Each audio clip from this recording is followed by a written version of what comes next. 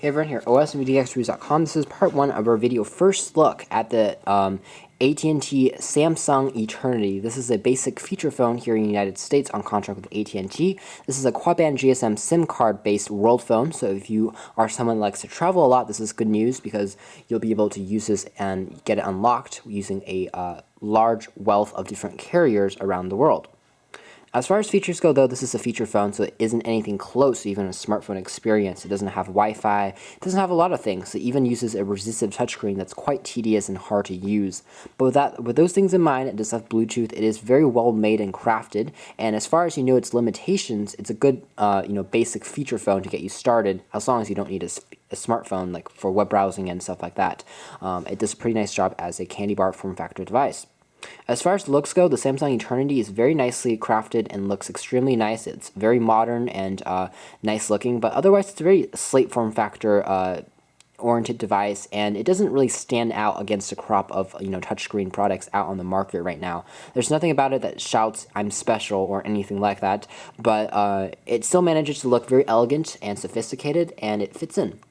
On the top of the device, you have access to your earpiece, and you also have on the side a ambient light sensor for detecting when the device wants to make the screen brighter and dimmer. You have the AT&T logo, and below that we have the 3-inch touchscreen, which functions pretty well. Again, it's resistive, so you have to press in pretty hard with either your fingernails or using a stylus.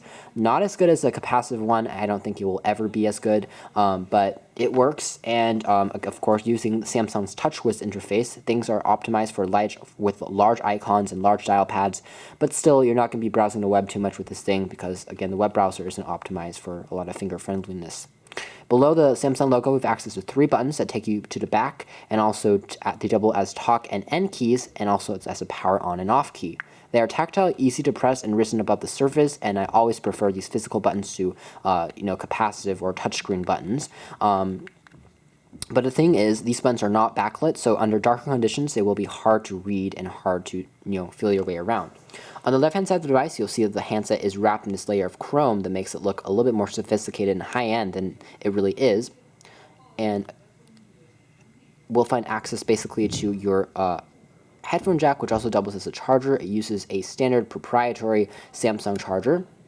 And over here we also have access to a volume rocker that's easy to press. The top of the device just has the small power on and off key, but it works pretty well. And on the right hand side we have access basically to a headphone jack. This is a standard 3.5mm headphone jack, so it's good news for people who love audio and love to use MP3 players on their devices because you could just play music directly on this phone.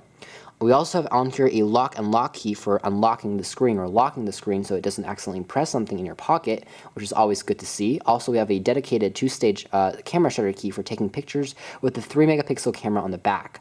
Now, the camera is fairly basic. You can see we remove the back cover to show you some slots, but it doesn't have any LED flash or self-portrait mirror, but granted, the shininess of this phone in general should be more than enough to kind of act as a mirror, but still, it's a very basic camera. You have a lot of editing capabilities built into the software side of things, but as far as hardware goes, very basic, very no frills. Behind the back cover, you have access to a battery slot. You have a SIM card slot where you can add your SIM cards for network usage, and also a micro SD card that can expand the memory for media content like taking pictures, viewing images, and watching movies up to 32 gigabytes, which is always good.